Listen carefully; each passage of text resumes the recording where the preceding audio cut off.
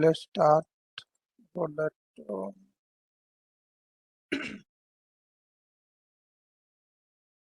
So you guys have tried what I suggested in first session regarding that class loading stuff. Hope everyone had tried. So anyone has Yes, sir. Yes, sir. issue, just let me know. So let's cover one by one. So maybe. So anyone want to share what was the output and which type of your execution? Anyone want to share? Astos? Yes, sir. So what was the output? I just found in my file explorer there is a. I found a class file that has been created there. No. After deleting class file and you have to run the Java. Actually, I had given some steps. So Yes, sir. what was the output of those steps? After performing the all steps, so had you seen any output? Sir, it gave class not found exception. What about others? Vaisali?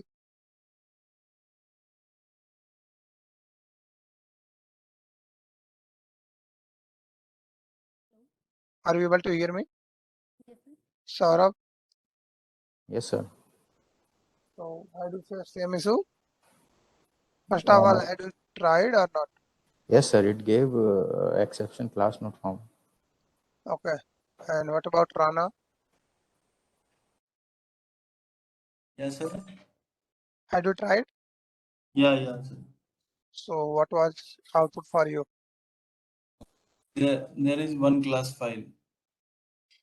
No. After deleting that class file. Yes, sir. After deleting that dot class file, had you faced any issue? Yeah, sir. It not then that program is not runnable. Okay, let me cover. So exact answer would be the class not found exception. Why? Because this is parent delegation model. So JVM provide the parent delegation model for loading any dot class file into memory. So what is parent delegation model? So it will just delegate the loading step to parent, and parent again delegate the loading step to its parent. So top one, bootstrap. So bootstrap classes most trustworthy. So there is no any malware or any security issue stuffs inside these classes. So JVM trust on these actually class loader most. Then the so priority would be the top priority, then below one little lower priority, then and below lowest priority of application class loader. So that's why the class loader delegation is parent delegation. So if bootstrap class loading actually found the class, so it means that so this verifying stuff will not take place because JVM already trust on this class loader. Okay, so if this actually class loader actually doesn't find the class, so in that case it will delegate again to extension class loader. If extension class loader also doesn't found found the class, so in that case it will delegate to application class loader. So application class loader will check in its class path if that class actually available on class path. So in that case it will load that bytecode in corresponding memory location. Is it okay till now? So in the let's say the bootstrap class actually didn't find the class extension also and application also. In that case you will face the class not found exception. Is it okay to everyone? Yes, sir. Yes, sir. So next Sir, your sound is not clear. what about now? Is it okay? Yes, sir. Yeah. Okay. So this is one case. So let me show one quick flow chart. So just hold on.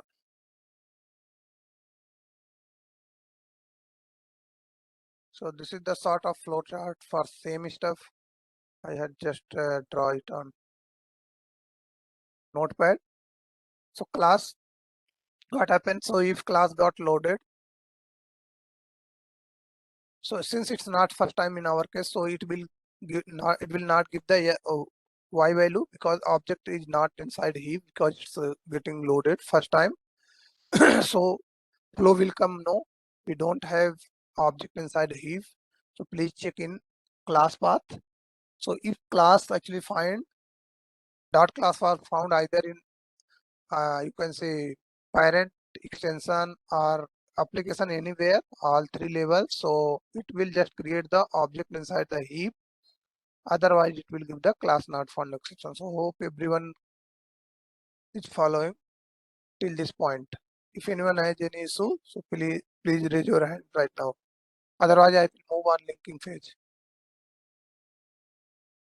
No? Would you please explain once more? So this class loading stuff, this is the first step of JVM.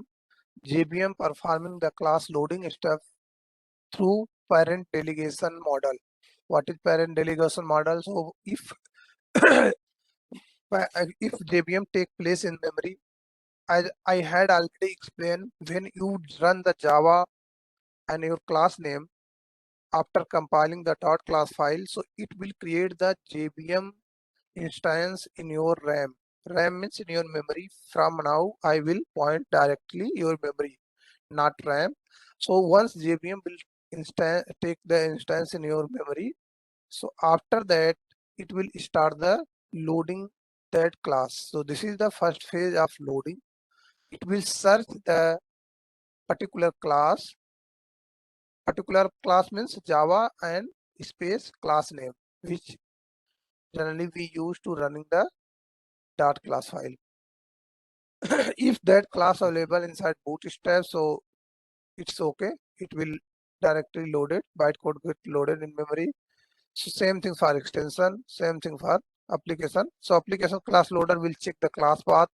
If your class IntelliJ and other Eclipse all IDs, put the dot class file in your class path.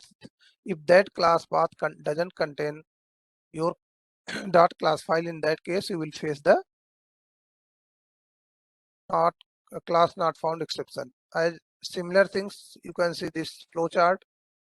In flowchart, what happens if dot class file gets loaded first time? So that dot class file create the object inside heap so that you can subsequent access. If you are going to access same class in your application again, so it will not, JVM will not going to create the object again. It will just ask to return class object from heap. If we have, just return me. If not, just find out the class and load it. Let's say this process without class file is actually JVM actually doesn't find. So in that case, it will throw the class not found exception. Hope everyone is okay now.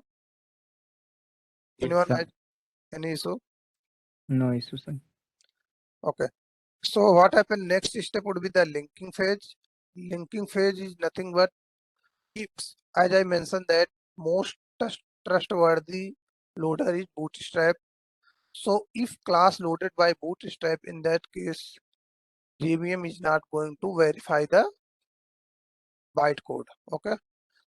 Other than Bootstrap, JVM actually doesn't believe to anyone, doesn't trust on anyone, because that could be security issue. So because of that, JVM perform the verification in linking phase and then preparation, then resolution. Okay. Is it okay to everyone?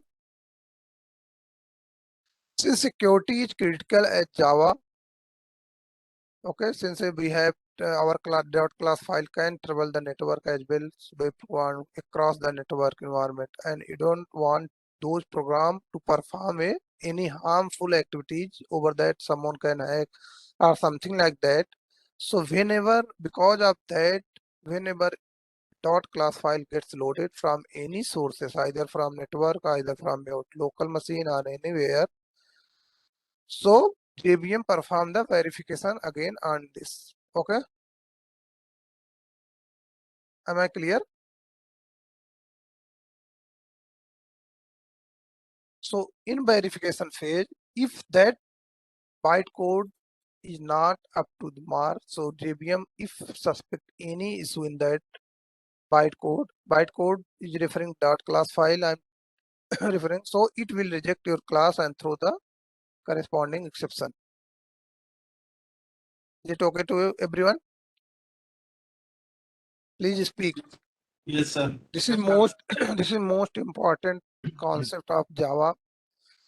So if you will not get this concept, so it would be hard for you to build a strong concept of core Java. Okay.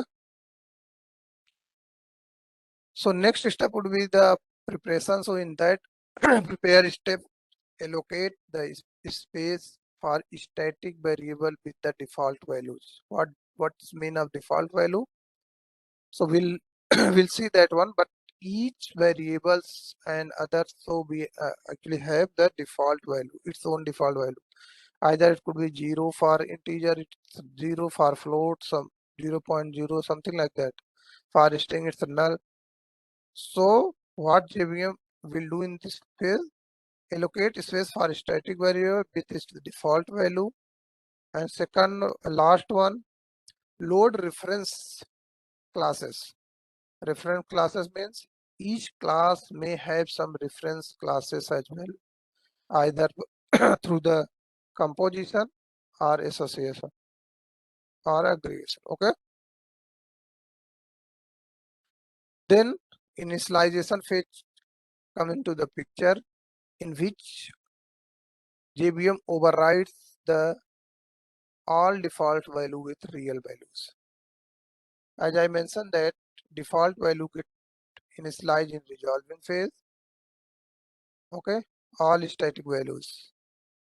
Keep in mind all static values or variables initialized with default value here. Prepare phase, and in resolve phase load reference classes, and in initialize phase those default value which got in, you can say initialized as a default value got override with real value whatever user provided. Okay.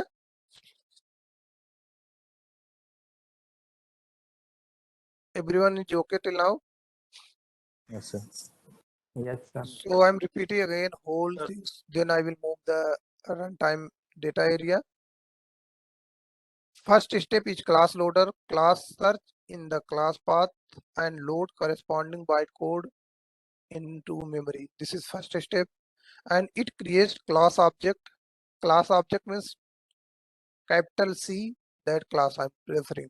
So capital C is also a special class provided by Java. So that class object after class loading. Okay, so after successful class loading, you will get the class object inside the heap. This object has meta information. So dot means class object, that object which created as a output of dot class file, so has meta information of particular class. Meta information means you can say name, superclass name, variable, method, so on. Okay, so key things is here, class object creates only once, as I shown you, when the corresponding class is accessed first time. So if you will not access the class, it will not take memory and it will not get load. Okay, in subsequent, so let's say your class actually already loaded, so in subsequent access, class loader will simply fetch, and you have already object inside if, so it simply fetch the object from if. Superclass will also be loaded before the child class, so keep in mind. So these things is quite important step. If you want, you can note it down. Superclass is loaded before the child class.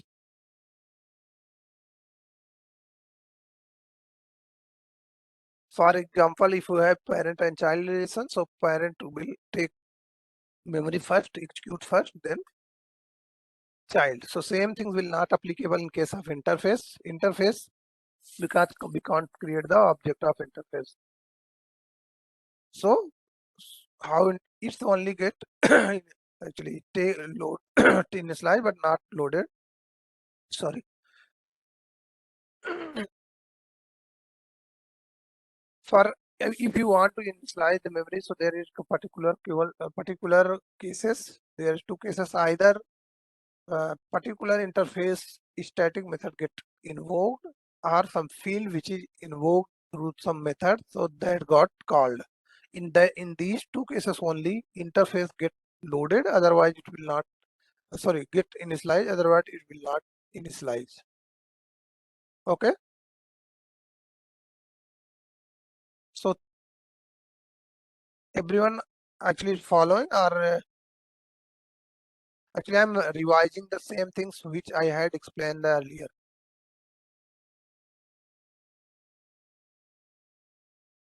Any difficulty, please let me know. I can revise again.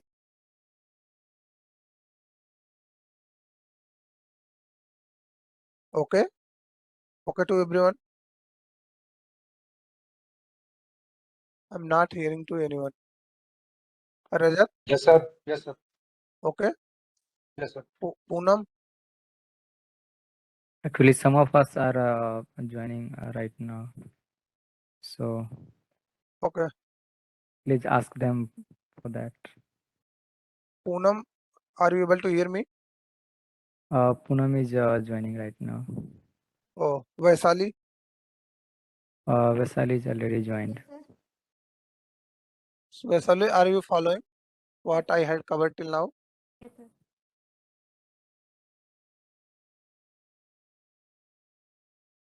Hello.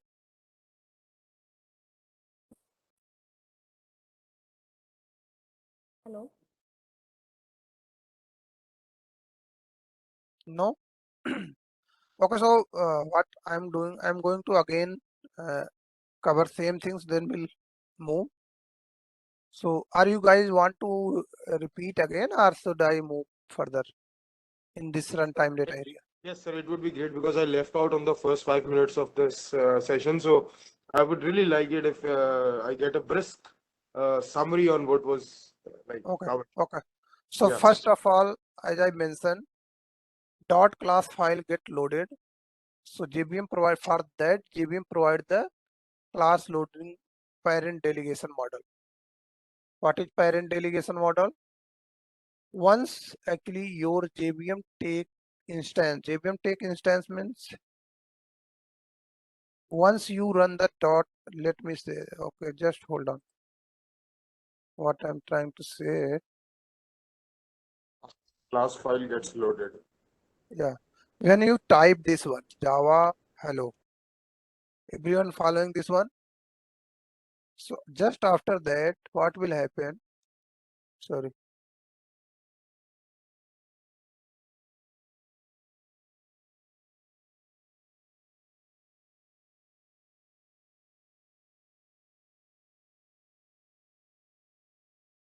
Got it? Instantiated means take memory or got memory. Okay.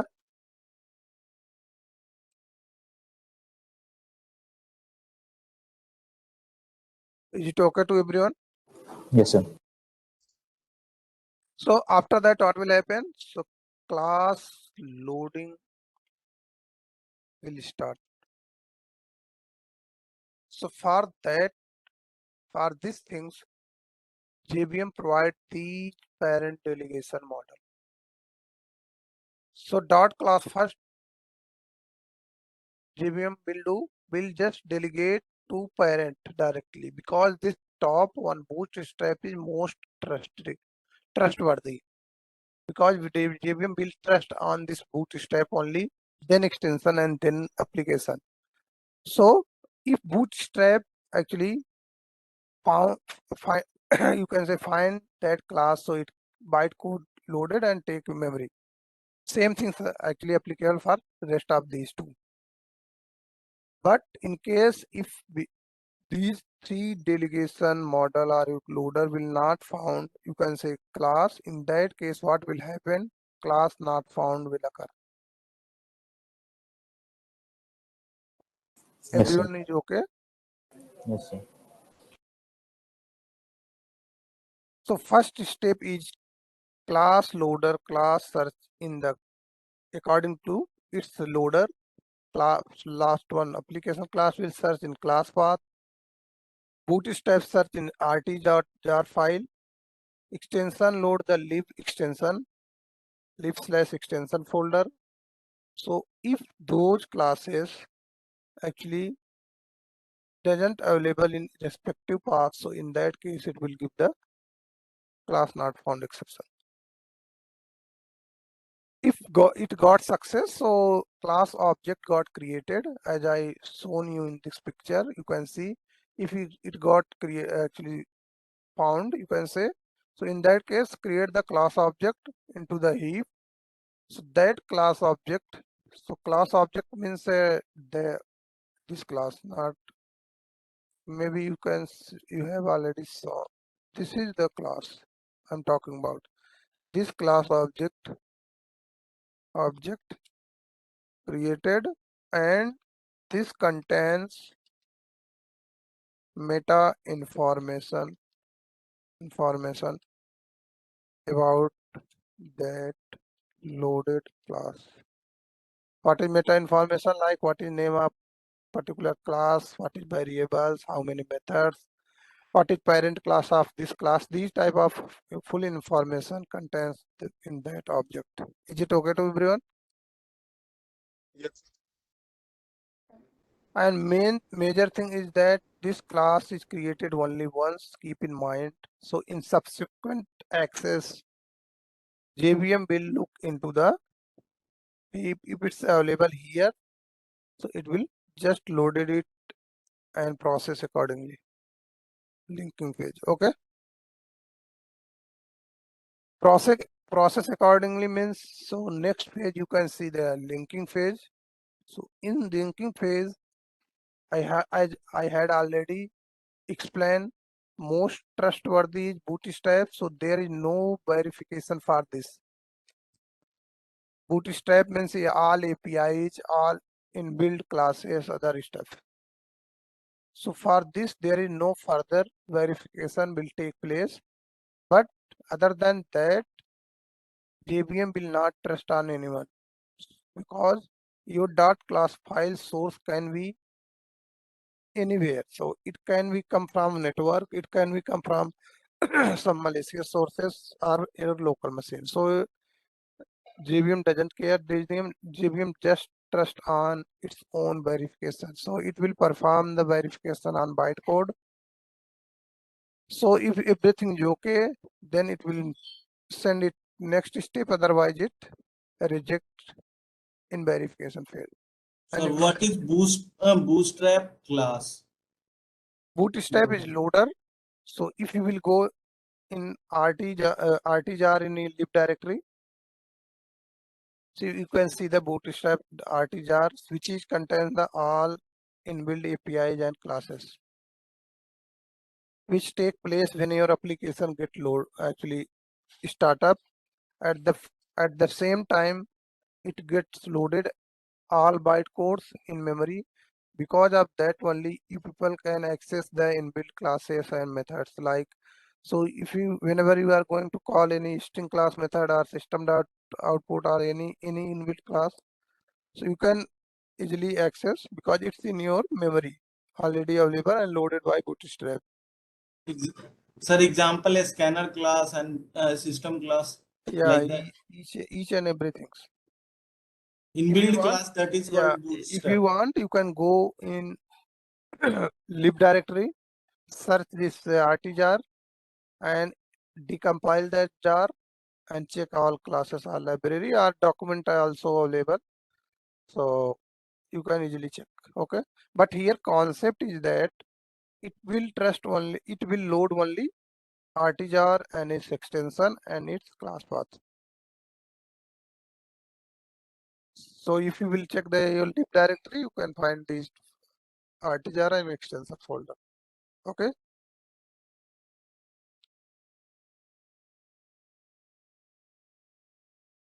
What about others? It's okay, sir. Okay. So till now, I think everyone is okay. After loading, resolve phase is what does resolve phase basically? So it does just loaded the reference classes which are available in the particular .class file which get loaded into memory.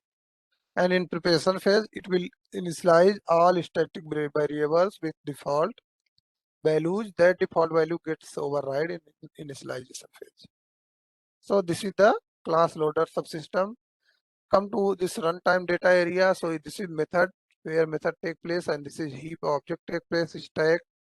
So this is called stack execution, and PC register on calculation happens here. So we'll cover these steps in detail at the time of actually running the code.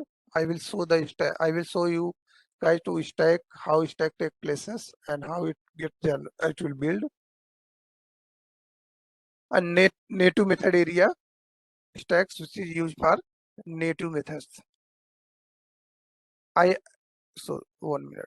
As I already mentioned that interpreter. So interpreter, what does? So it reads the bytecode line by line. Execution engine. So we have JIT compiler. What JIT compiler does basically, it created the hot space, hot spotted nothing, not space, hot spot. So what JVM does, each time when compiler run, interpreter run, actually it will actually, you can say, monitor the frequency of each bytecode. So let's say XYZ bytecode occurs 30 times. So interpreter actually monitor that things and created one hotspot for that when and store into the cache. If in next time, if any same bytecode will come, XYZ again come, it will just point read from cache. It's not going to interpret again. So by that way, Java actually speed up his actually performance. Hope everyone is find that things.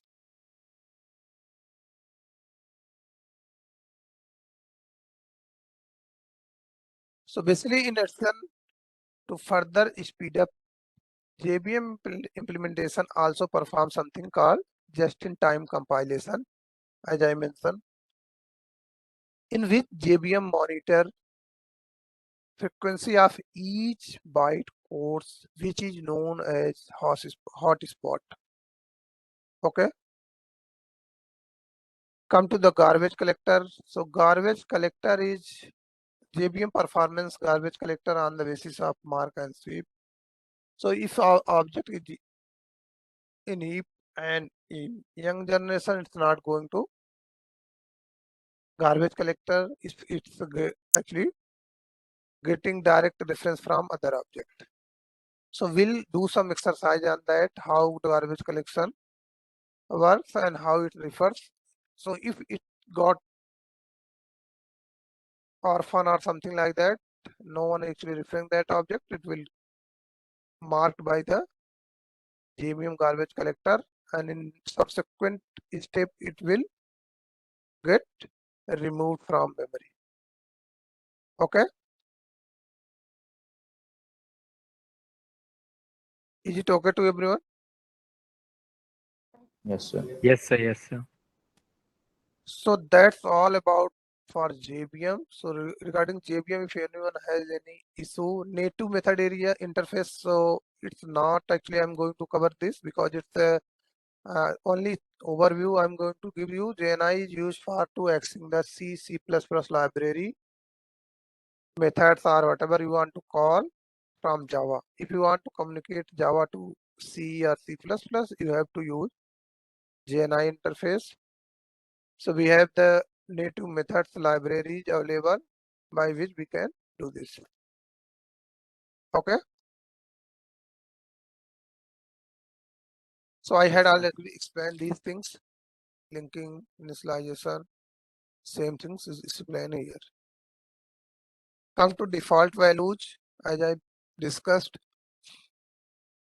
Integer has 0, long, 0L, short 0, character, this one. Unicode value byte, 0 byte, boolean, false, reference value null, float 0.0f, double 0.0d.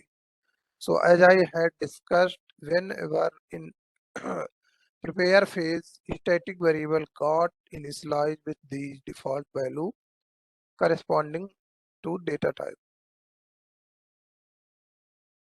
Anyone has any doubt till now? Tridev, are you okay? Yes, sir. So far, so good. Okay. Linking comes up. Yes, sir. Vaishali,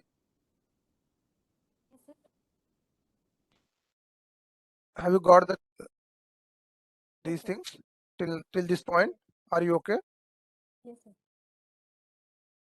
Do you have any doubt or anything? Just speak up. Can you explain again reference data type? Reference data type, this one, this is the, you can say reference. Let's say you have any employee which contains the department. So department is different data type array. So we'll cover very deep to data type. For now, you can understand like a reference data type is all reference value, something like that list, which is not, you can say primitive types. So those types for now you can make concept like these reference type.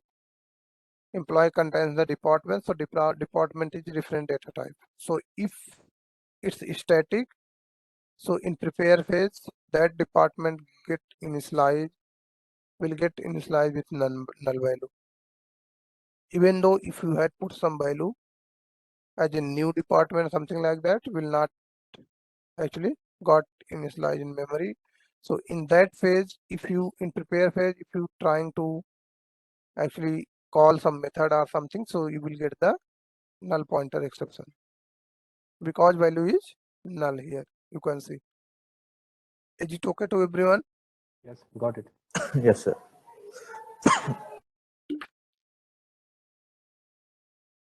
Now I had explained all JVM things, so you guys perform an assignment and you guys have to share those assignment. How we will share? So we'll Gavaskar will actually share some repo link today maybe or tomorrow whenever that will prepare. So you guys have to submit those assignment. Okay? Is it okay to Okay, sir. everyone? Okay, sir. Yes, sir. Create parent and child class. Class name could be anything.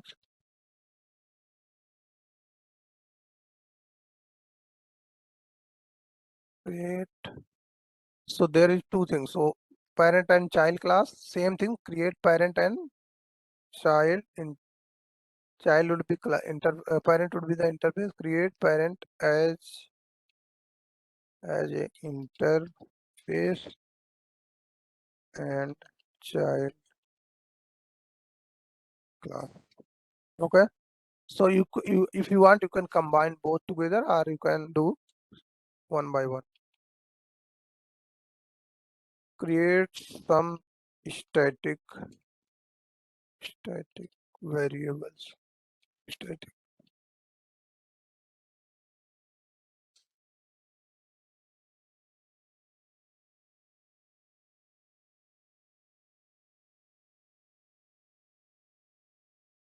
Okay.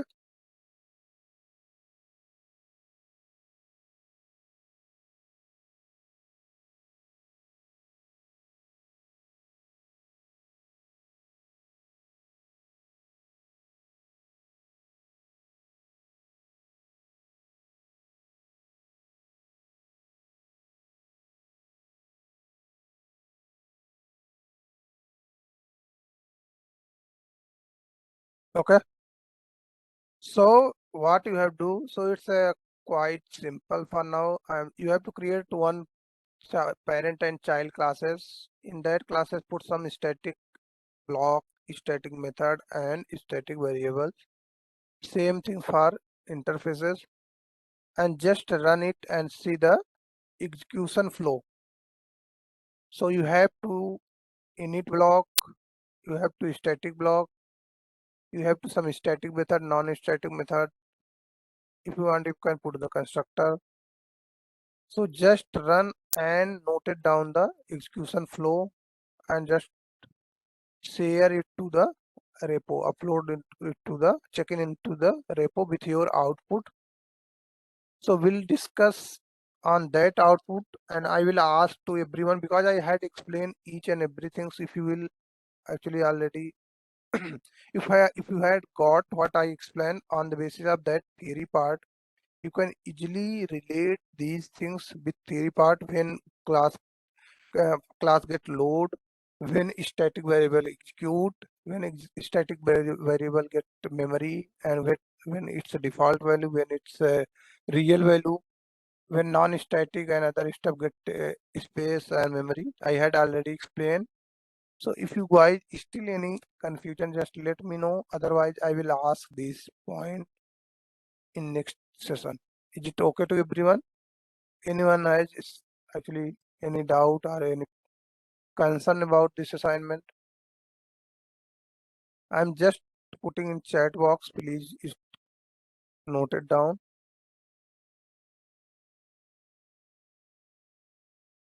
Instead of execution pattern, I'm saying it execution flow. Okay. Okay to everyone. Yes, sir. Yes, sir. It's okay. Yes, sir. Till now, actually, whatever I had covered in theory, so that things, same things actually will use to implement these things. You actually you no need to do anything. You have to just observe the flow and note it down the flow, and we'll discuss those flow in next session. And you have to explain that why this flow is actually coming. Okay. Okay. So we'll cover garbage collection, is cover the fundamental programming structure, packet declaration, import standard, interface, class definition, verification. Okay. So these things you guys already aware. Hello world. Okay. So today's session we have this one. Just hold on.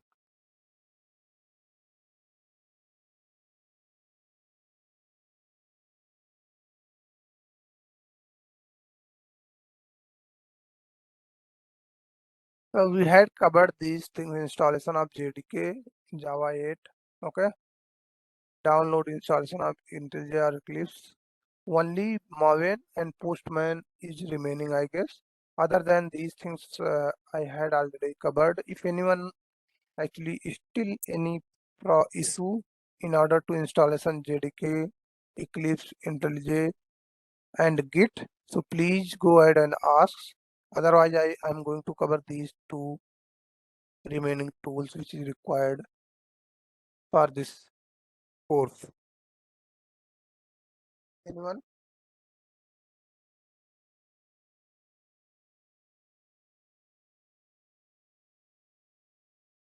Okay, so let me cover one by one. Otherwise, we will remain silent. Amit,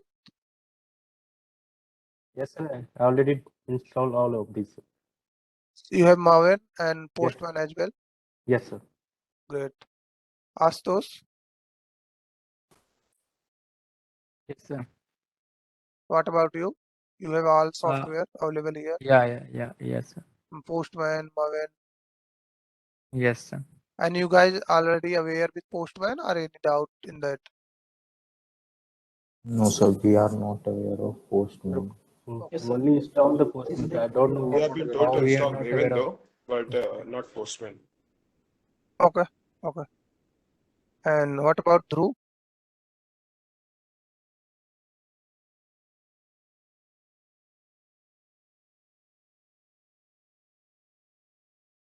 Hello. Yeah, Dhruv, go ahead. So do you have Alright. all software installed on your machine or is still anything remaining? Only Postman is left, sir. Okay. And what about Hello. Kensuk? Yeah, go ahead. Sir, I have installed only Git, not Tortoise Git. Tortoise Git is actually I had already explained. So there is two way to accessing Git. So prefer way for me, I will suggest use the Git bash only command prompt, which I had shown you earlier days. Tortoise Git is actually UI, GUI format. So if you want, you can install it as well. So it's optional for me. Oh, It's dependent okay. on you. It means So it is not whatever I will mandatory. do, I will use the Git bash only, Okay, okay, sir. not Tortoise Git. Okay. Okay, sir. Okay, Kinsuk.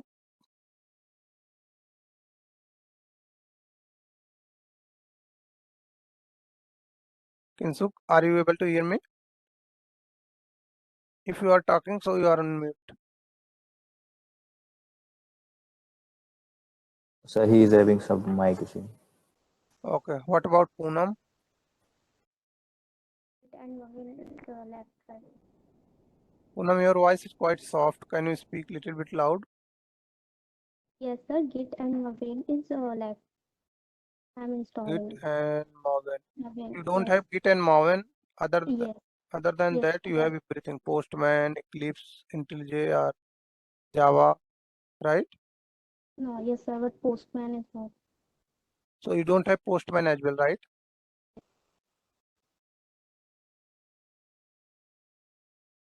Right, Poonam? Yes, sir. Yes, sir. Okay. Rajat? So can I interrupt a bit? Okay. Actually, So everybody what who I'm has going been to do, assigned. I'm going to cover the all, whatever, so except this Java. So that everyone can actually see that thing. So installation Java, you have to just open this link, Java download Oracle. So you have to click on this one, go to here, download Java 11. So for now, if you guys want to Java 7 or Java 11, both will work. I'm going to use a Java 17. Okay, this one. So this Java 8 versus Java 11. So we're not going to see this. Only difference is couple of features. So we'll see those things as well. So if you want to check it, release note, you have to go here. Please note it down. So each and every feature and differences, you can see whatever here. Same things actually available on Java specification page. This is nothing but this is Java specification page, where whenever Java is going to release any newer version, they put the release note here. So that release note contains the all new features which came in that particular version and all deprecated and removed methods. So whatever actually things contained in that particular release, so that release note contains the all whole information. So here you can just see that the applet viewer tools is available in Java 8. The applet viewer tools is not available. So it means that in Java 11 they remove the applet viewer. In Java 8 has the AWT utilities. So in Java 11 you can say it is not available. It means it got removed. It has fewer string method. So you can say several string method got added. So we'll cover these things very detail, why it's get added and what is use cases. Don't worry about that. So no special variable are used, lambda parentheses, something like that. Java 11 allow us to use where keyword, as maybe you had already seen in JavaScript, we have where keyword, which also got, you can say, like duplicated in JavaScript as well, to be used in lambda expression. So this is the reference. So main thing is that you should keep handy this URL and try to actually go here at least once in 2 months or 3 months once newer version came into the picture. For Eclipse, you have, as I mentioned earlier, so we should go actually Community Edition instead of Ultimate, because Ultimate contains the richer feature, but it's a licensed one. It's not free one. Community is free and it provides kind of similar features, except couple of features which is available in Ultimate. So if you will go on this page, you can see that differences between the Ultimate and Community Edition. So for our course, Community Edition is more than sufficient. And for installation guide, so you can go here, help idea installation guide. So it will actually give whole step-by-step guide. For Maven installation, you have to follow this link. If you want, I can open it. Let me open. Anyone has actually Well, actually, everyone in the batch who have been provided with a laptop have got a Maven, Java, and Git Bash, everything installed on their systems already. okay? Postman is something we haven't heard of and we are aware of already. Apart from that, we got Tomcat installed. Great, great. So in that case, if you want, you can go. Otherwise, it's a great since you have already. And for Git, if you want to more, so just go here, download the Git, and I had added here reference link as well, which contains the basic commands of not basic, each and every commands of Git, very detailed. So you can go here and check it out how you can create. Let me show you. In fact, you guys able to see my screen, right? Yes, sir. Yes, sir.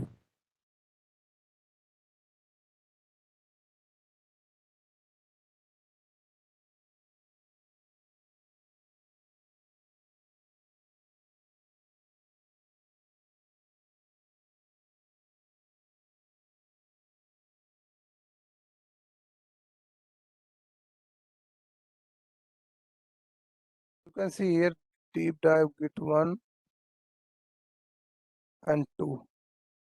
These two pages, so installation so covered is quite deep, each and everything which is required for you. So if you guys want, you can go through these pages as well. Okay. So for that, let's move next.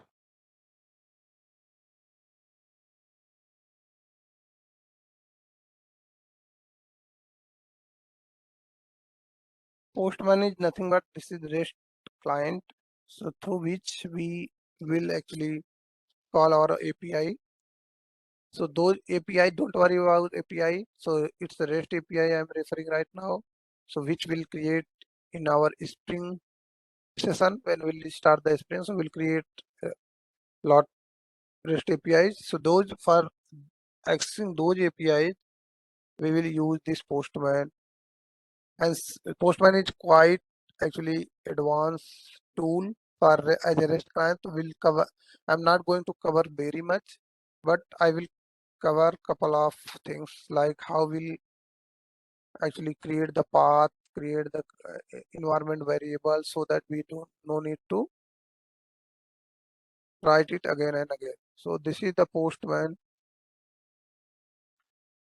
Before that, let me show you how you will do the installation.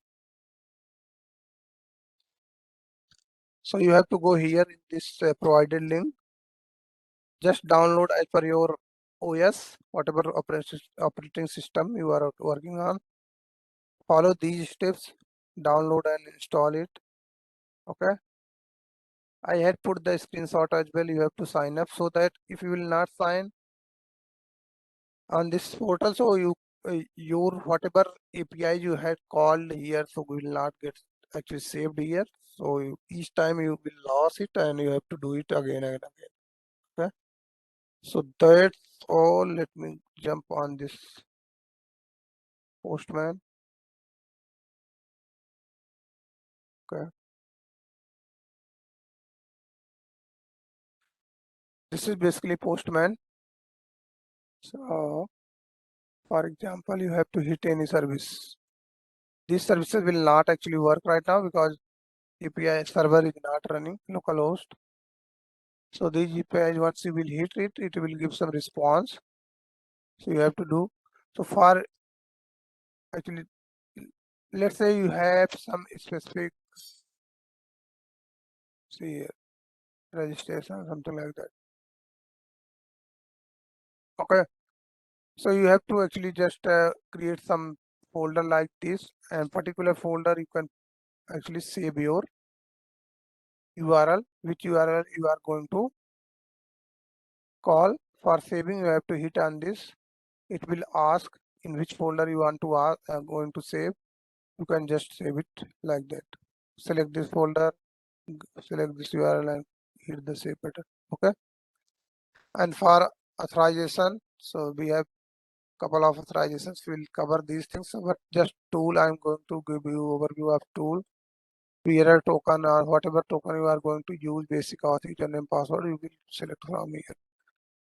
In API, if API will accept any header value, so you can provide the header value here. Mostly we have get, post, put, delete. So get, whatever get accept value in URL only, and some param value can be sent. But for post, you have to provide the value in JSON format. So this is the body. HTTP has body in case of post method. Provide the JSON value like.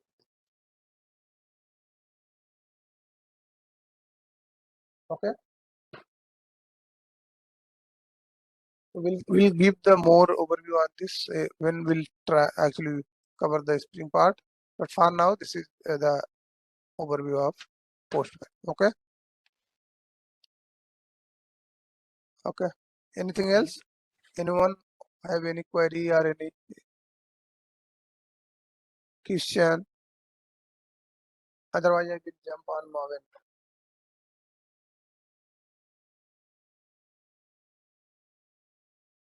No query? No, sir. Okay. So what I am going to cover regarding the build tool, I am going to use this Radle instead of Maven, but it's not like that. I'm not going to cover the Maven. So this is the wrong one. So I will also cover the Maven as well.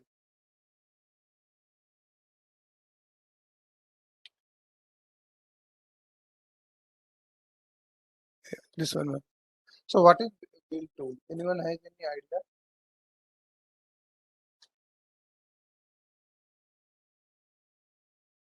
Anyone want to speak? What is Maven? No idea.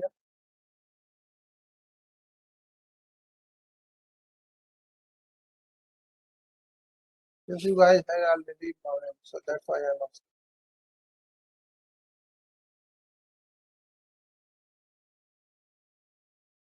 What is Maven?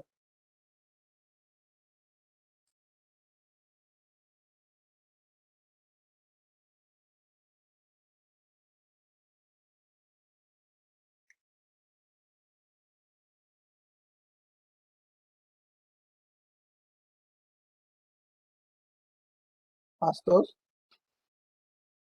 Yes, sir. Do you have Maven? Yeah, I have installed.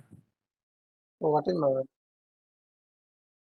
Actually, I don't know much about it. Okay. What about others? No, sir. We don't have idea. Okay.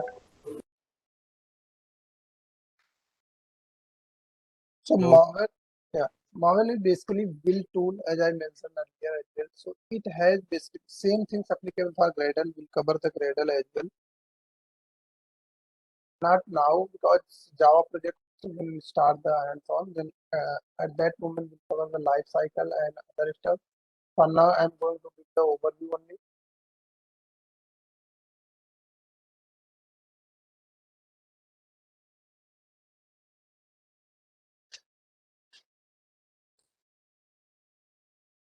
So, I'm opening the Maven.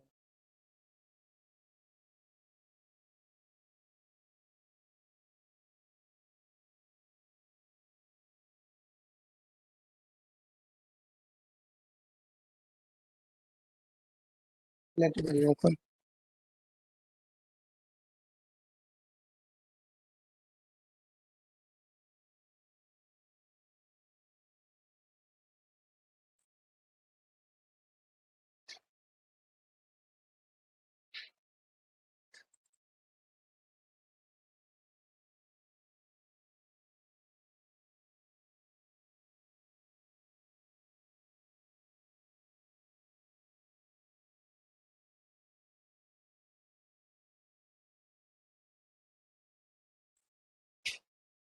Okay.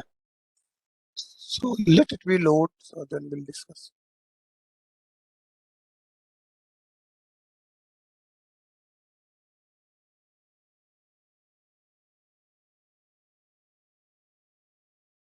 You can see one file pom.xml here.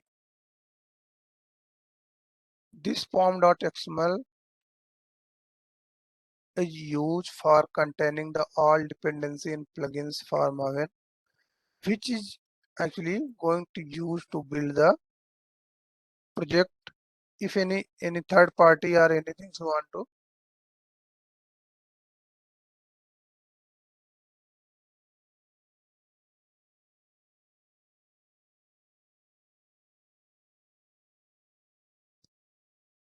Okay.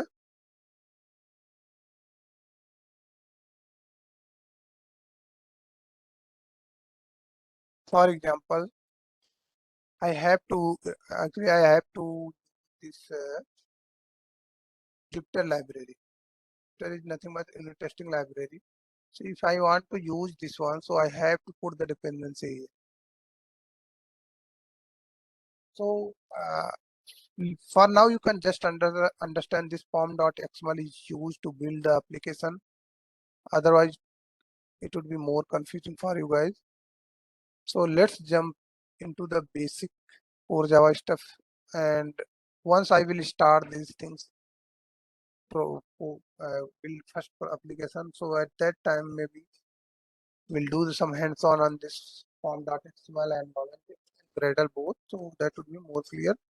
So for now, only things is that you can understand Maven is build tool which is used to building the whole application. Otherwise, it would be quite challenging for us to provide the all required dependency, put jar in class path, different jars and other stuff. So these steps done by Maven for you rather than we'll do it manually. Okay. Is it okay to everyone? Yes, sir. Okay. Yeah. Okay. So let's start the writing first Java program, variables and data type, decision making. So let's start first with Hello Java. So I guess everyone already aware with Hello Java. Anyone has any issue in that? No, sir. Let me cover the Hello Java item. I had created.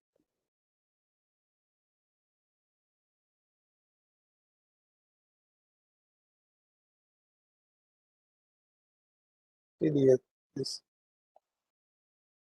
Recently hired actually public static void main as well. Now you guys just tell me when this method will execute and who will actually execute this one.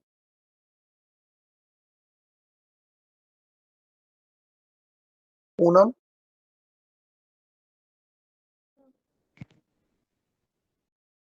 So who will actually invoke this main method? If I will run it, so it will print something. Hello world. So my question is who will actually invoke this, because without invoking method will not execute and desired output. Right? Do you guys agree on this? Yes, sir. My question is who will invoke this method, because I have covered all steps in. So JVM. Yeah, correct. So JVM will invoke this, but question is again when JVM will invoke this method.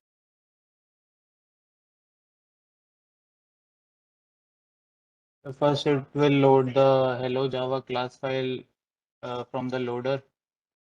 Correct. Then Very good. it will load all its parent classes as well. Since we don't have parent, in this case only object, so maybe object will take place. So that is already loaded in RTR. Also, then we don't have any variables defined, so it will not give them any memory. Then we don't have also any reference classes, so it will move on to the initialization phase where it would be executed. Correct. Anyone else?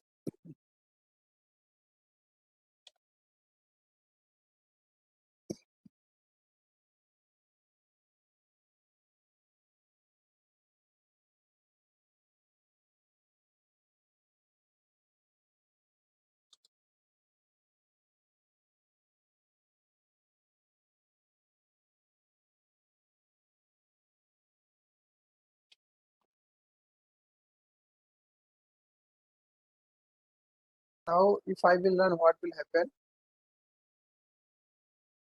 What would be output?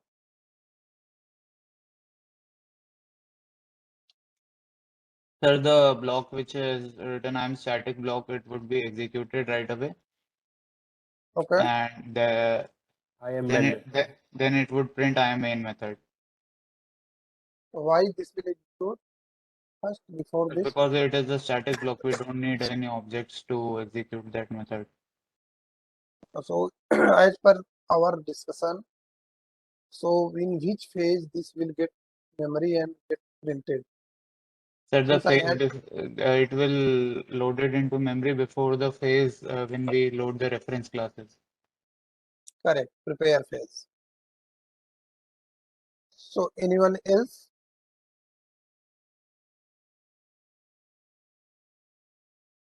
You can see out.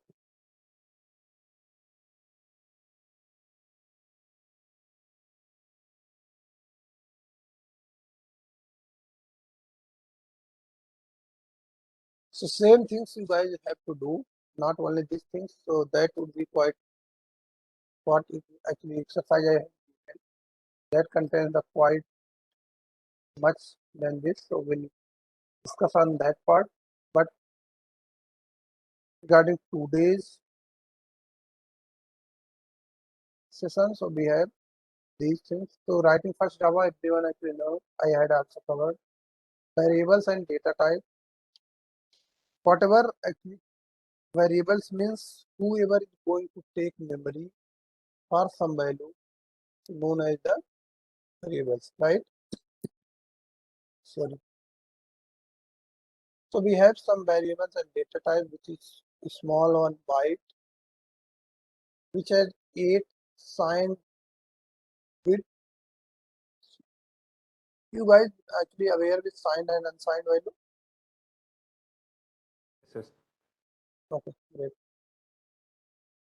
Sort, int, same thing actually similar to C. C++ as Java is actually quite rich and it's made similar and familiar so that developer can easily navigate and move to learn the file. Long float and other. So sort has actually 16 bit signed and value is minus 32,768 32,767. So just make concept in your mind. So this is the memory location which get represented in 0 1 format. 0 1. So we have already worked on binary format. You guys, everyone, I guess, actually aware with binary. If not, just let me know. Binary to decimal, decimal to binary, 0 1 1 0 format. So if you have to represent 128, you can easily write the binary of 128. Am I okay to Yes, the sir. correct? Same thing for minus. So minus you have to do the 2s complete and just flip the value of 0 to 1 1 to.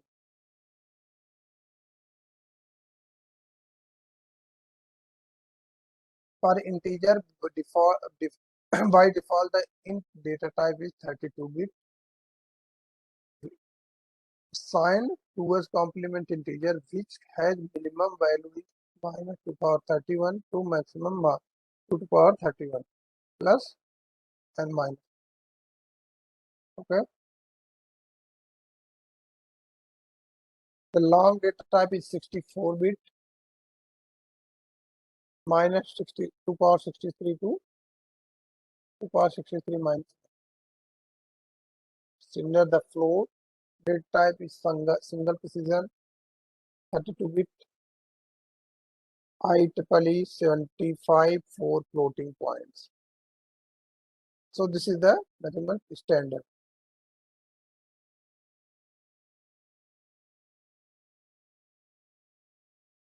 So we have proper actually session for these data type, how it takes memory, when it get actually started to giving error, overflow. Let's say you assign some value which is out of this integer range. In that case, you will face some exception. Same thing applicable for sort and byte.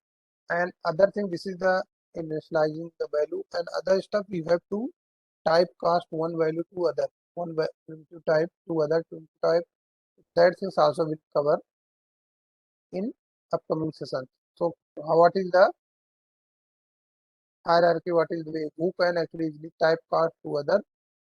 So what is the relation? So we'll cover in the overloading, because overloading actually tricks and stuff come into the overloading for actually typecasting, type conversion and typecasting.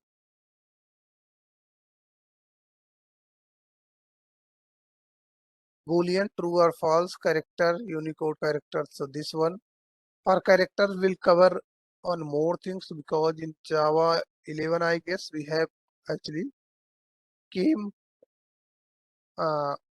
some differences in character, so we'll cover that part as well.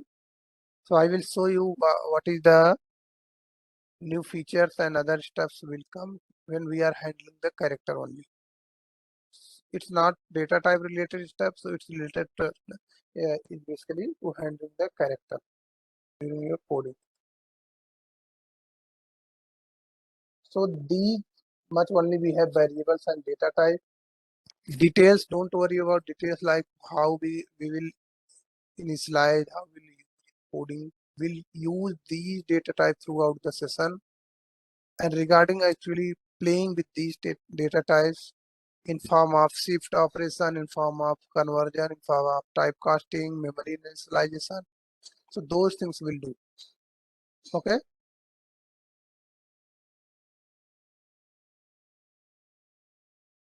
Anyone else? Anyone actually has any doubt? Any query, any question want to ask about these variables and data type? So before that, I just want to know, you guys already aware with variable and data type, right? This is my assumption. If anyone actually don't know, just raise your hand. Yes, sir. So that's why I just give one small overview. They say what is the basically difference between the double data type and float? There is the only So only memory memory size. architecture. Yeah. So memory architecture. So we'll show you double and float, each and every comparison. So during typecasting, so we'll take a look on those.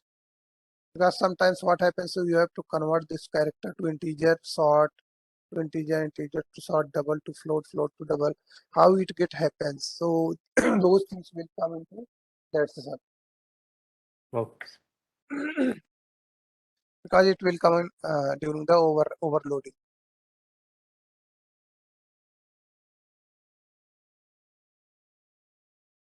So decision making. So as I mentioned earlier, so maybe you guys remember. So in functional programming, we are not going to use if else very much, for loop and if else definitely will use, but in other format for while or these things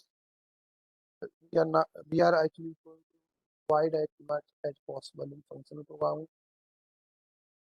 So decision making means you can say when particular code block will execute. Java provide if else, nested if else if, switch case, jump, break, and continue, return. Jump, break, continue, and return. So this will actually pause the execution of your code. Some type of pause, or you can break. So let's see one by one these decisions. 1 minute. So let me open the Eclipse. Just using this one only. क्या भाई ये गोलू गुप्ता जैसा बाल कौन काट देते हैं? Let me create that.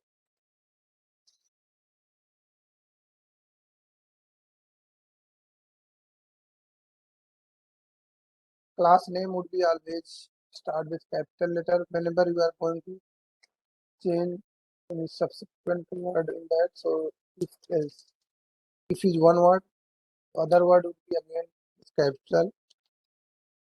Else demo.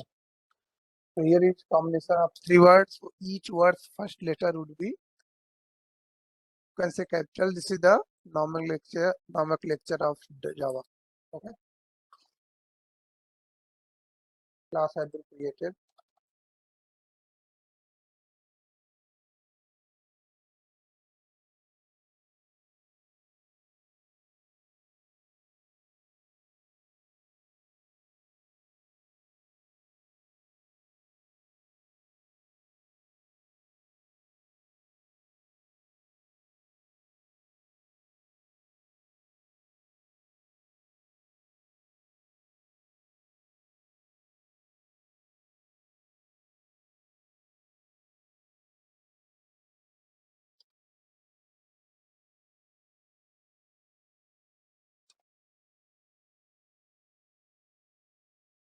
So if you start, if means I'm going to execute this particular code block.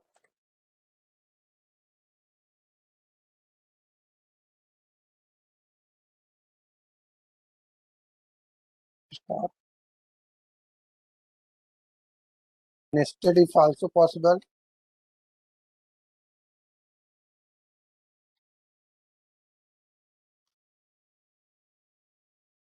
Okay.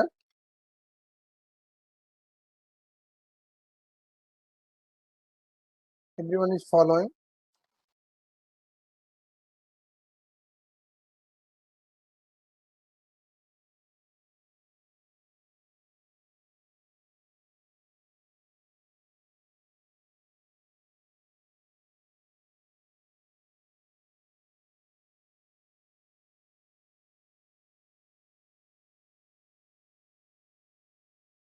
We can define this one as well.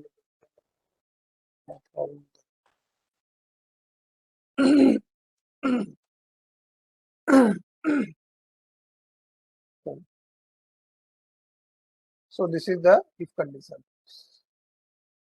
Again, if else if.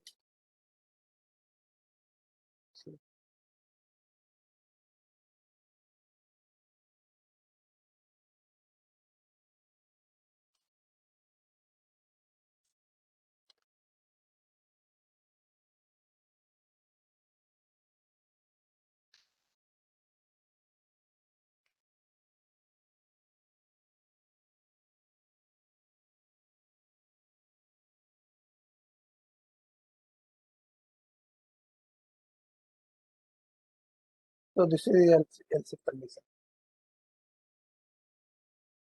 So by that way, we can make some decision which code block we want to. So if this inside these two parentheses, if this particular variable is true, value of this variable is true, so this code block will include, otherwise flow will go inside this. Okay. Same things happen for here. Come to the switch bar.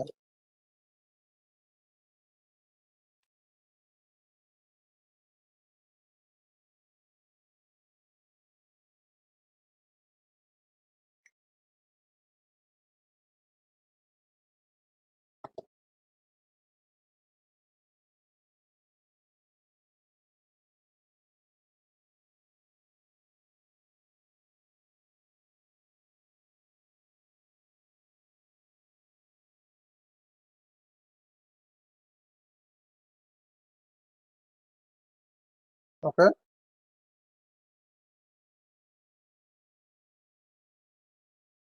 We'll define a variable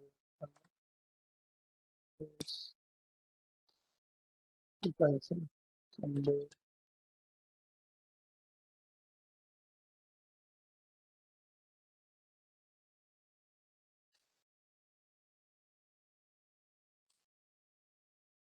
Or if Sunday, you can say like that.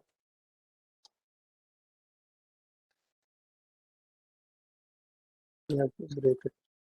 If you will break, so flow will put this line and stop. Situation. Same thing. You can put as many as this is one.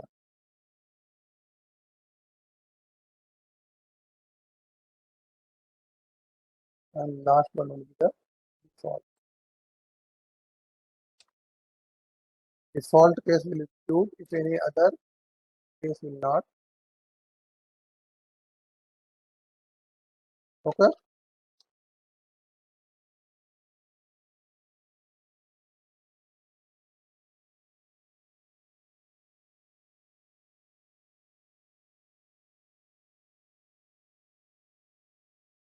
I just defined this thing.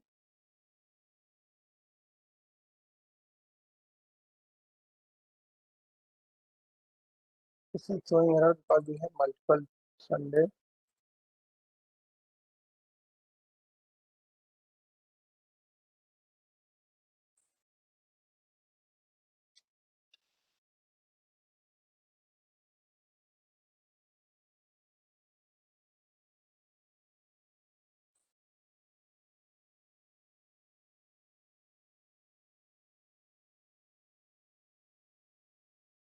Okay.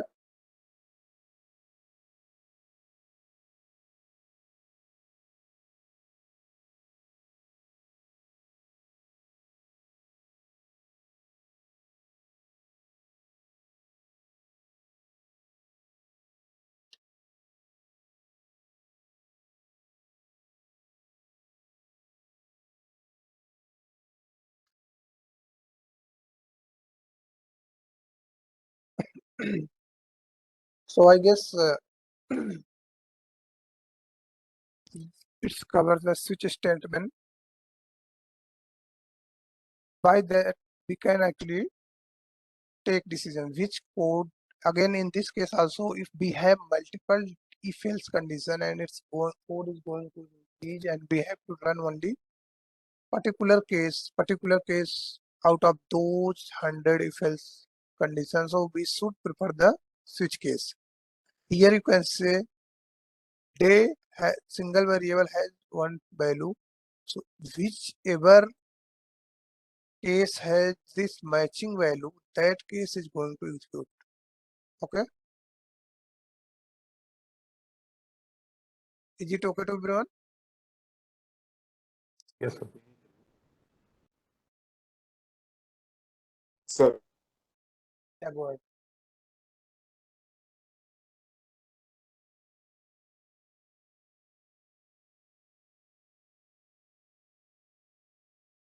Why I'm making static this, because I'm just not going to create the object. I'm going to call the directly from class name.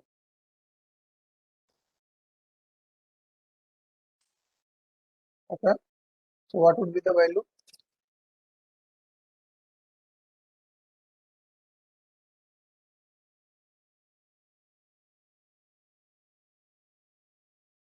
What would be the output of this method? If I will run, so what would be the output? It's Sunday. Yeah, so it will print the Sunday because it's matching to this case only. Okay, so you can see here only matching block have been executed, nothing else. Okay, what will happen now? Anyone has any idea?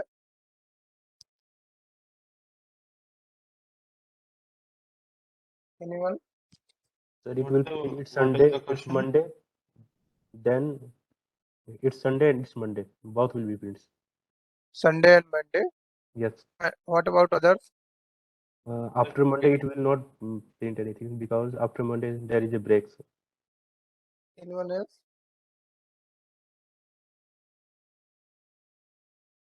I'm actually hearing only couple of voices, not. I guess.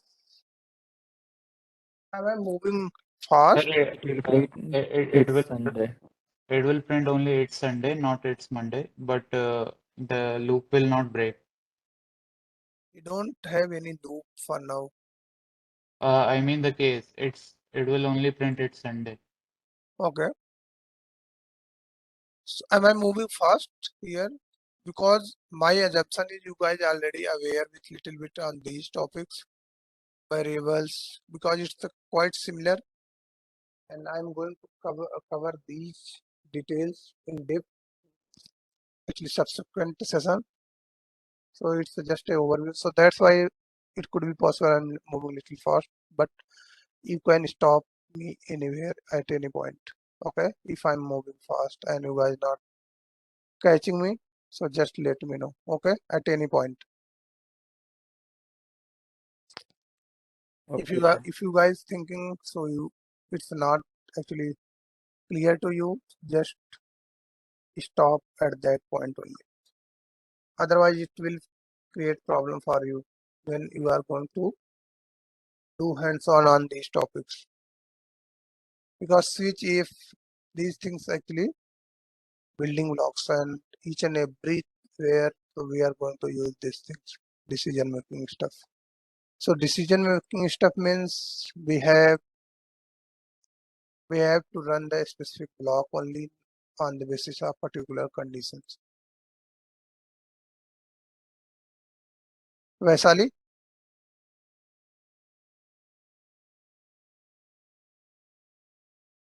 what would be the output after executing this? it's Sunday and it's Monday. Both statement will be prints. Vaisali, I guess Vaisali, if you are speaking, so your voice is quite soft. Can you speak a little bit loud? Okay, sir. Sir, it executes. It's Sunday. Only Sunday? Yes, Sir, sir. it will Sir, execute it's Sunday and as well as the default case. I don't know. Okay. Saurabh, Yes, it will execute Sunday and default. So the output is it's Sunday and I don't know. I think so. okay. So as I mentioned that, so if you don't have break, so execution keep going, and no one is stopping that execution. And keep in mind, default only will execute when nothing else gets satisfied, as I mentioned. So I put here 1. What will happen now?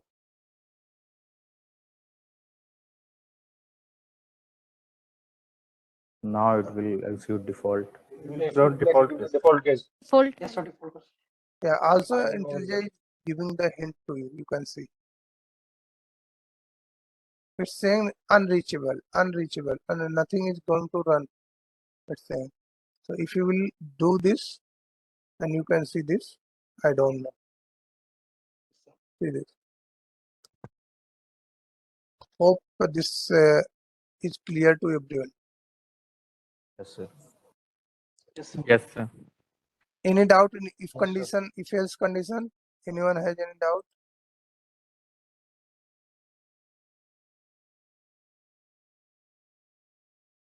So it can be there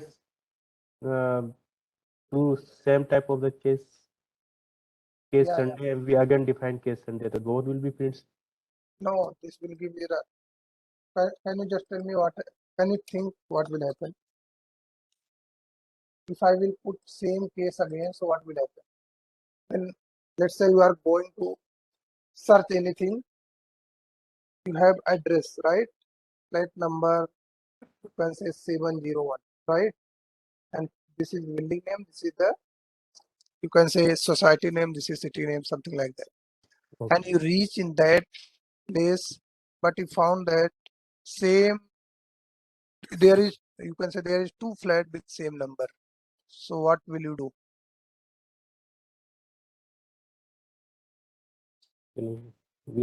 We stop there. So Yeah, same things actually you can understand. Compiler is, you can consider you are compiler and you got two same name flat at the same address given to you. So see what is compiler is saying. Same things will you will also do when you will found the same flat at the same address in same building. Two flat, more than one, two. So you got confused in which flat you need to knock the door, right? Correct? yes. So think like that. So just apply the condition first on you when like that you are compiler and think what can be possible in this case. If I'm compiler, what I will do, right? Yes. So this is nothing but this is going to search the one inside this. These are the, you can say, understand addresses, and these are going to match with these addresses. But as you mentioned that it can be confusing, it's ambiguous for compiler. Say compiler is saying duplicate label. Okay. So same things you will do if you are, you can say, if you will do, if you means if you will see the Duplication. same flat and the same address, you will call someone and ask, say, there is two flat and the same address. So what I will, same things actually. Duplication is not allowed. Yeah, just related with relevant. Okay. Yes, sir. What uh, what can be type of the data type we can pass through the switch, sir? Integer, Here all string, primitive along with enum and string. enum. String actually came into the picture after I guess 6 or 7. Yeah, 7. In 7 string allowed. Before 7, if in 5 if you will try to string, that will not work. Okay, you can try it out as well. Okay. All primitive data types. Yeah. Okay. Well, try it out. Okay, whatever Okay. you want, you can put and just try and see what is the error and what is the thing.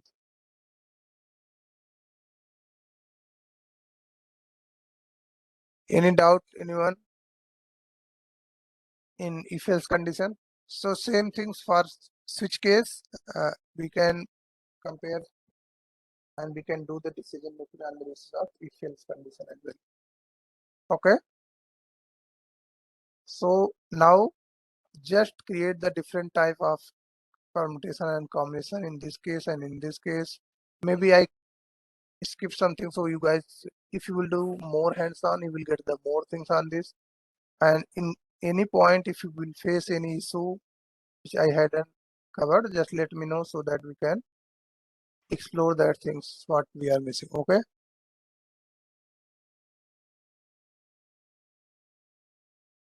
Let's move to other one. So this is the decision making. Yeah, I haven't covered the continue. So these are the keywords provided by Java. These are the keywords, and these keywords we cannot make as a variables. Keep in mind.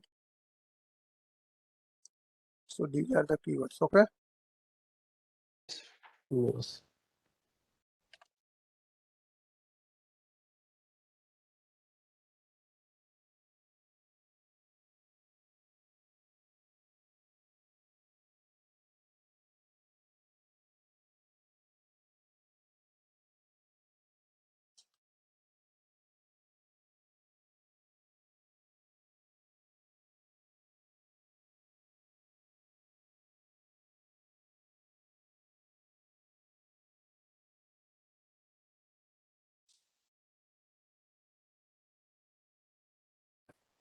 Okay.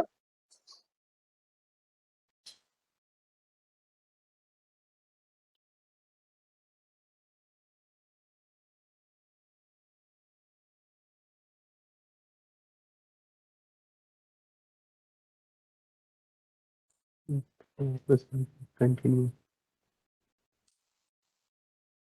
Odd number.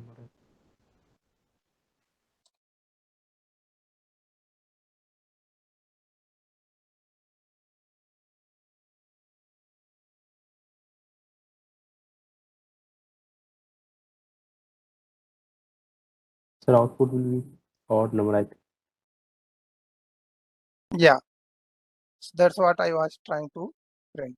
Okay, you guys see here. So what will happen in case of this? Anyone want to explain? So continue means repeat the block of the code again without going further. Correct. Yeah. So what continue will do? Please skip this case. Except this case, we have to cover the entire block. If this case get actually true, in that case we have to just increase the value of I. Okay, does it make sense to everyone? Yes, sir. Yes, sir. So just understand like that. If this case is going to true, in that case we are not going to do any further calculation or processing. We have to just increase the value of I and move further. Okay, so if I will do this, what will happen? Sir, whenever a event number is come, this code will be What would be output in this case? nothing will be okay. Anyone else?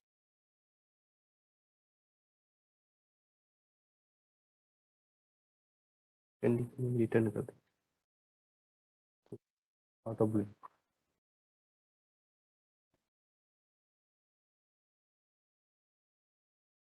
I think it will print nothing, sir. Yeah, it will print It will something. nothing print. Yeah, no, it will print something. So we'll explain. Let's see first. Okay. So you can see it's not print anything. Why? Whatever object call this function, sir, the condition in match and return means we get back to the object. Sir, it will return the default value of the method, which is void in this case. Now what will happen?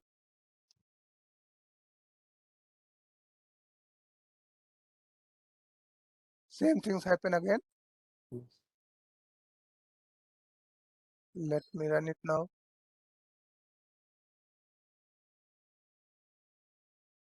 See, see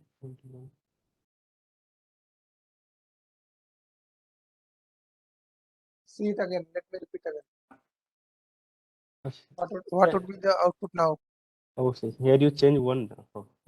Now what would be the output? I start from the 0. It will print nothing, sir.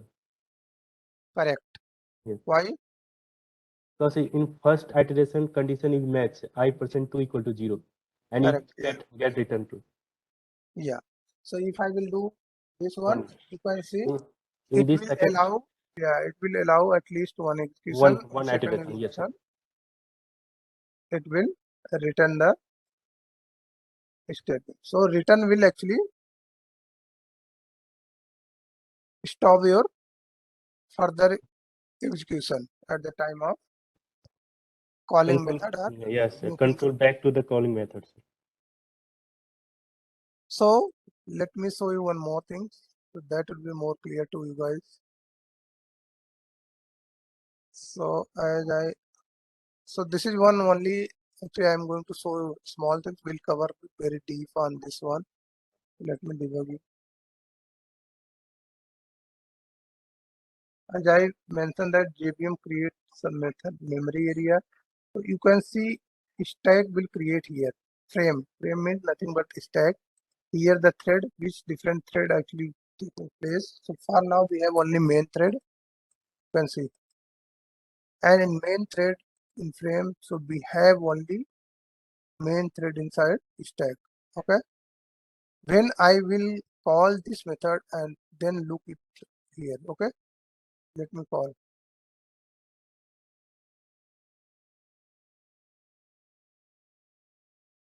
Now, oh, I haven't put breakpoint here. Okay. Let me put breakpoint here then.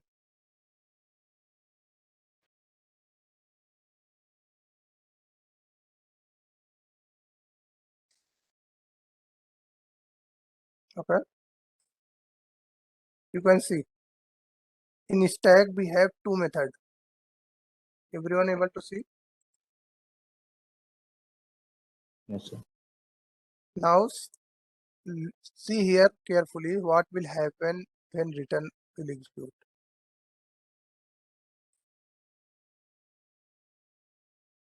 Okay. One got printed because condition actually didn't match. Now see what happened. Anyone want to explain?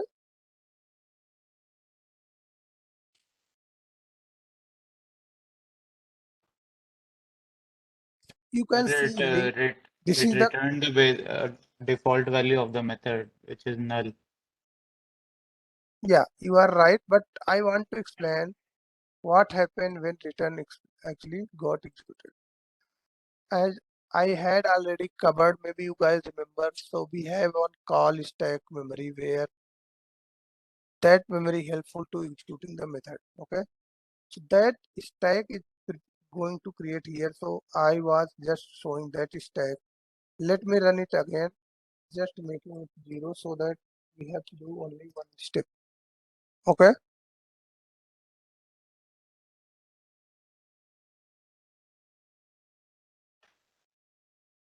So in current time, you can see only one element inside the stack, one method, call stack in fact. Okay. Do you guys agree or not? Yes, sir. If I will execute this one, so you can see there's two method inside the stack. One method got push. Okay. Yes. Yes, sir. So if I will move one step over, you can see this method got popped out.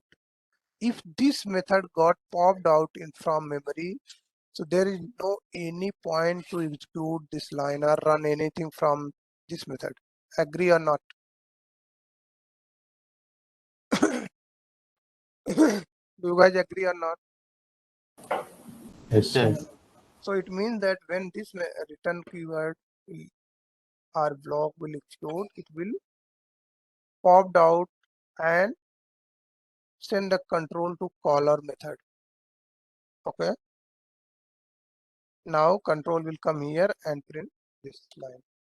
Let me do- That will be more clear.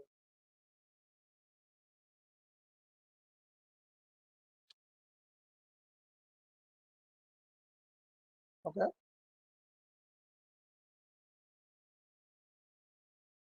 Let me do it again.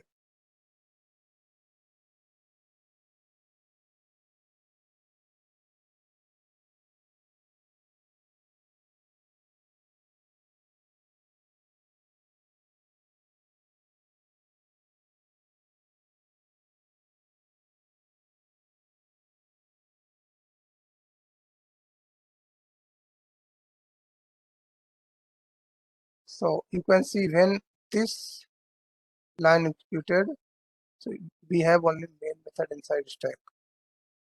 Is it clear to everyone? Or any doubt? What I am trying to say. Now you Yes, can sir. say after method execute. So same things if I will undo this thing then and put continue here, so that will not. So you can see that method will be inside the memory until loop have been completed. Okay. Let me show you.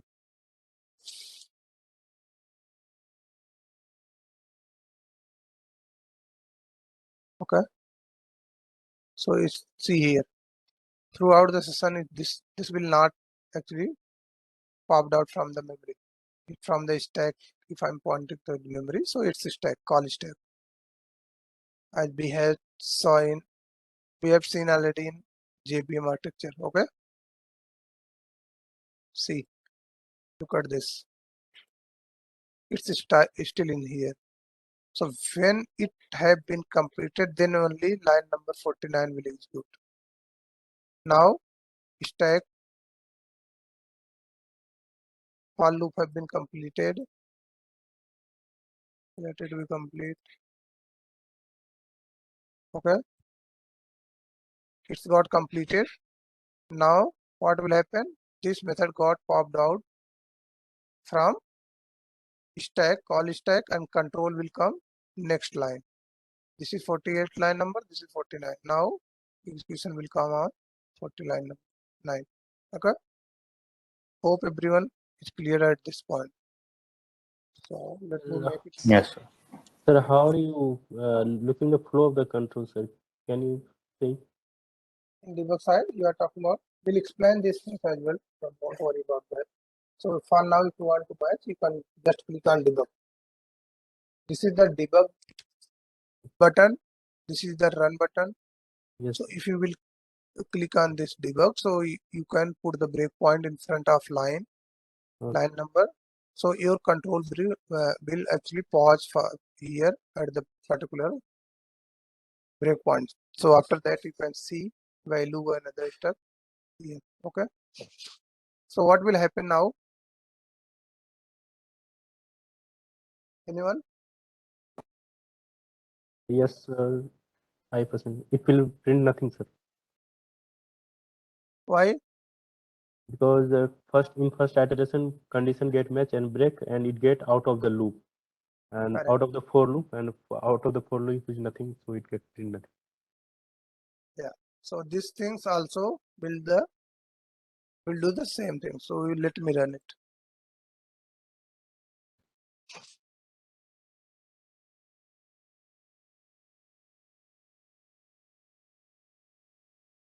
Look it. This got popped out and this 40 line number got executed. Okay. So this is all about this decision making. So any doubt in decision making? Anyone has any doubt?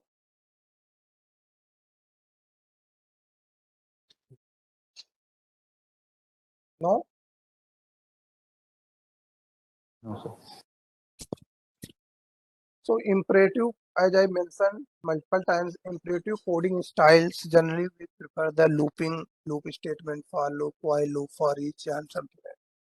But Java 8 introduced. Sir, is the Java support any shortcut loop method, sir? Yeah, I'm coming on that point. Java 8 onward, Java support the functional programming. So functional programming, let's prefer to use a loop. Okay.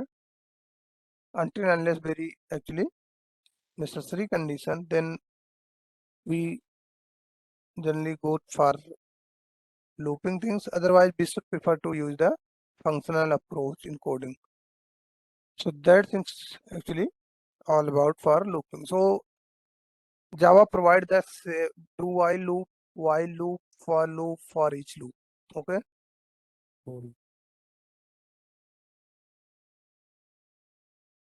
These many loops. So let me show you guys. So for loop, I had already shown in an example.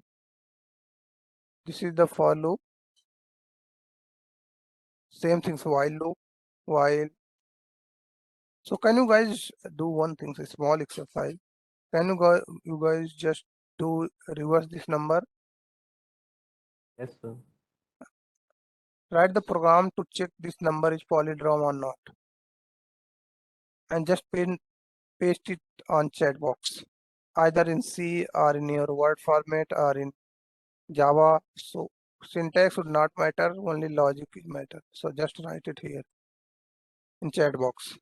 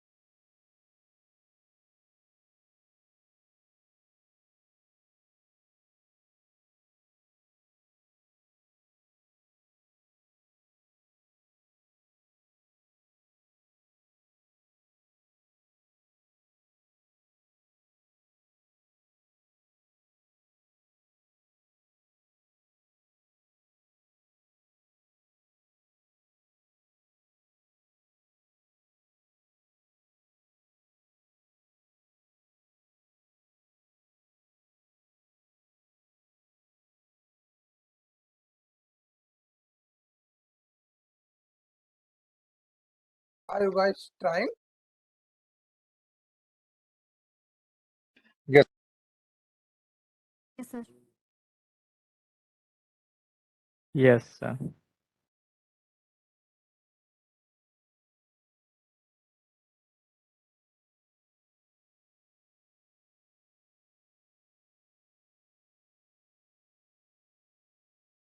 Did it?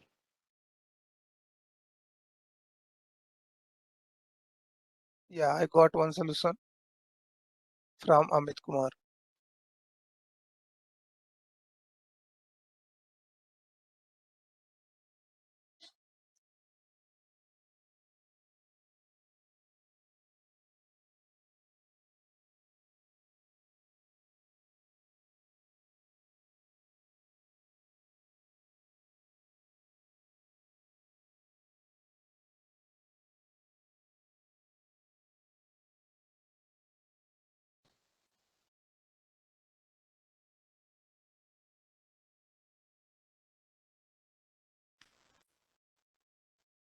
Okay, so I guess everyone is aware with looping stuff.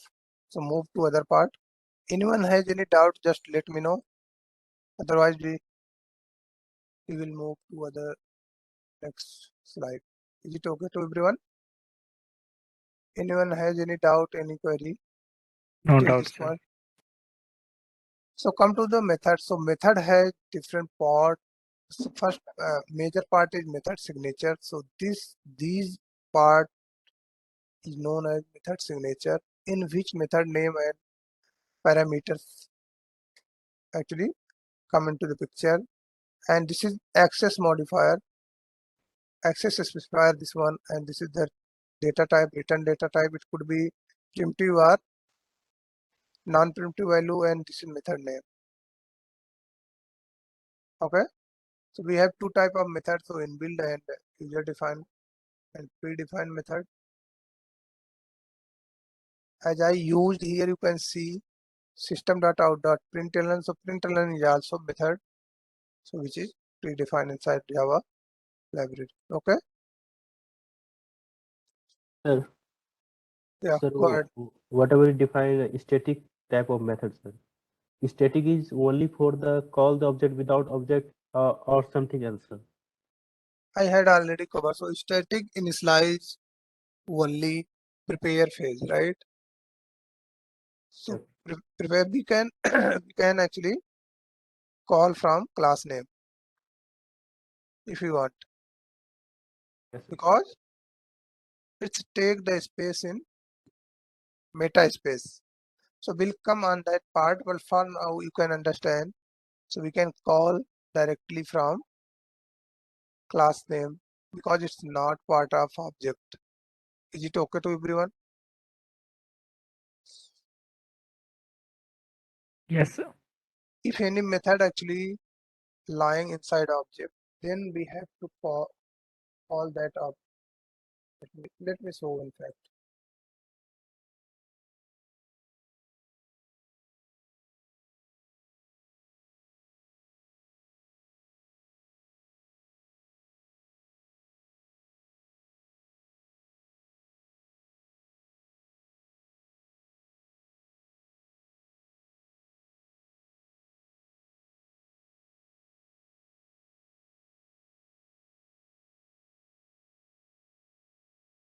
Okay.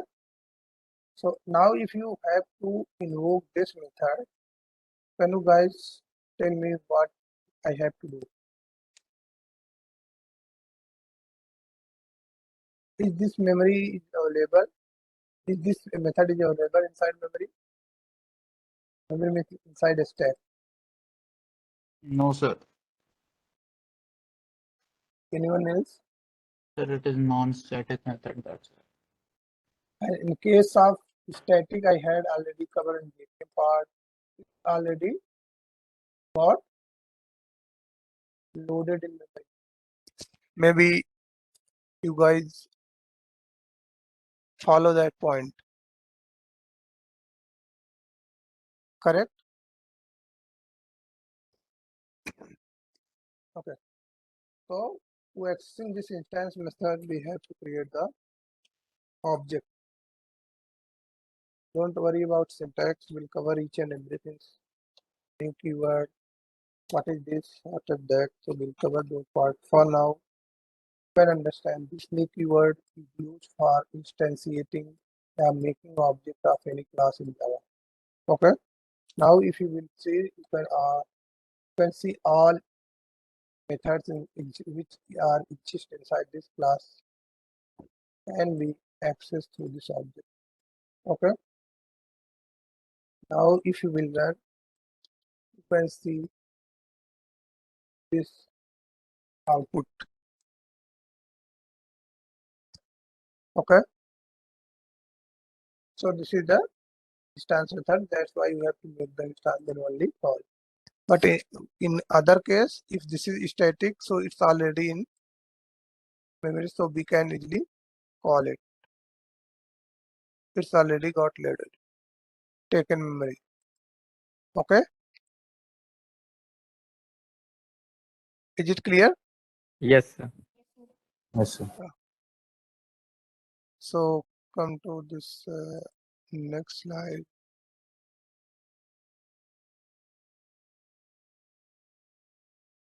So this is method in Java. Will do all other coding stuff, whatever things mostly in method, and always try to make a smaller method. So we'll do our all best practices during our coding. What should be the name? What should be the method? How many lines actually should inside your single class? So these things will cover inside the design principle and design system, our this design pattern and design principles. Okay, and coding guidelines. So code format Java R IntelliJ has its own code formatter. So and by default we have white spaces, parentheses. So these steps semicolon is actually mandatory in Java. It's not optional. Let's say you forgot this semicolon, so we'll face them compile time issue. Okay. For Uh, Java coding and guidelines, so please follow this link and see that coding nomenclature please and share coding this guide. link to the chat box. Okay. I guess this slide is already shared to you. If not, so Gavaskar will share that slide to you. Maybe I'm not sure. Let me copy.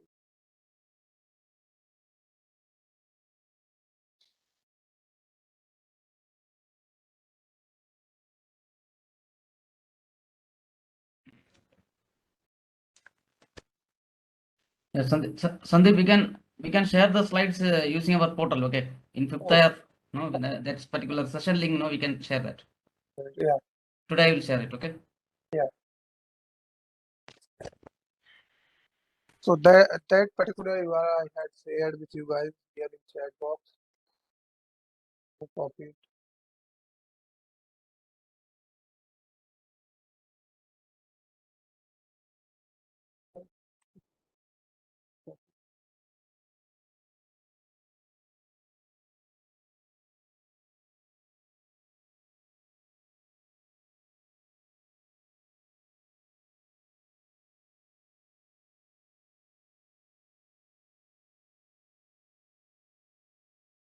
Yeah, here we go. So chat box. So you guys just check it out, and this link contains the all coding guidelines of Java. Okay. So how we should define the variables, method name, class name, how many lines of code inside the classes. So these stuff actually which actually generally come in the best practices I will cover during our subsequent session. Okay. Okay, sir. So let me share it again. Code formatter. So documentation, we can define the documentation. Two type of documentation we can. So then we follow best practices in Java, which is preferred way. class level documentation. So what is the responsibility of this class? What is the usage? These who is actually author of this class, and what is the creation date of this class. So these things should actually available whenever you guys going to create the any class. Same things applicable for this class method level method level comment as well. So I will prefer to just whenever you are going to put any method, or you are going to develop any application, any class or anything, so just prefer to put the comment method level and class level both along with parameters. Author name would be the class level comment, parameters, what is the return type, and what is the responsibility of that particular method. Okay, is it clear to everyone? Yes, Yes, sir. sir. Yes, sir. So from now I will start the object oriented programming concept. So since next session, in which we cover the object classes, inheritance, polymorphism, abstraction, encapsulation, coupling, question, association, aggregation, and composition. So before that, anyone actually already aware with these things, these topics? Hopefully you guys already covered these things in your academic session, but we'll do it again from scratch, and we'll see what is the OOPS again, and design principle and design pattern. It's a couple of things. So we have design principle, which is quite much used during the application development throughout your career. So just try to understand these things. These are quite actually important and building block of this. OOPS is not only, you can say, Java related stuff. If you have a strong concept of OOPS and design principle, design pattern, so that would be applicable for any language, not only for Java. It's applicable for JavaScript, Scala, Kotlin, or other languages as well. Okay. So that's all for debugging. I had already shared with you guys how we can debug and how you can put the breakpoint. So any question till now? No, sir. So let's say you want to put the breakpoint, you have to just click on single click in front of that line. Let's say you want to put a break, you want to see something like that. Okay. And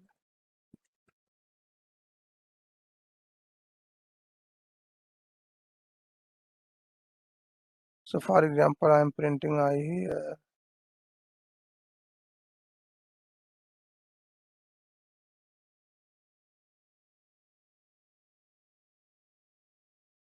Okay.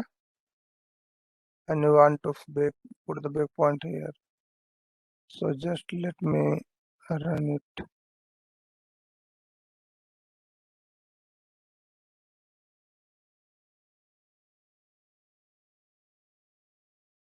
We have to pass the true here because it accepts some boolean value. Let me debug it. So debug is this one small icon. So you can see control came here. This is step over. Step over matlab one by one, line by line. This is step into. Let's say you want to go inside particular method. So you have to hit on this step into. Step force step into, same similar kind of things. Let's say you have any native method, native library method or somewhere. If you want to go inside that particular method, so you can use this one. Step over, this is the undo of this one. If you want to go back, just hit one. Okay, and run to cursor. So let's say you want to move to next control, next breakpoint, you have to hit this green icon. Okay. So if you will to put this one, so it will move you to next cursor, not line by line. So I'm just showing line by line. So if you come here, you can see.